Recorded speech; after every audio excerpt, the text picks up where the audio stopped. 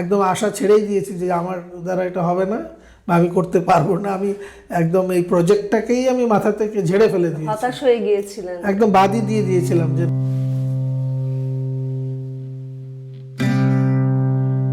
সিনেমাকে বলা হয় সেলুলয়েডের চোখ, আর সেই চোখ দিয়ে সিনেমা দেখায় জীবনের চিত্র।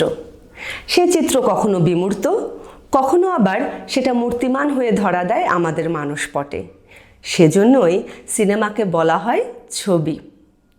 কাইয়ুম ভাই, কেমন আছেন? জি ভালো আছি। আপনি একাধারে চিত্র প্রযোজক, পরিচালক, চিত্রনাট্যও লেখেন। আপনার এই চলচ্চিত্র জগতে আসার গল্পটা কেমন? সোভিয়েত যে কালচারাল ইনস্টিটিউট ছিল তখন ওখানে আমি ব্যাটলশিপ পোটেমকিন আইজেনস্টাইনের যে সুবিখ্যাত যে সিনেমাটি দেখার আমার সুযোগ হয়, সেটা দেখে আমাকে সাংঘাতিকভাবে আমি আন্দোলিত হই।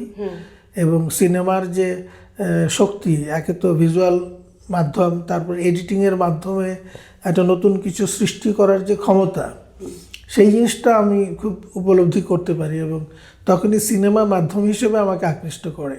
ক্যামেরা রোলিংয়ের প্রতিটি পর্ব নিয়মিত পাওয়ার জন্য মালসি প্রোডাকশনসে সাবস্ক্রাইব করতে ভুলবেন না।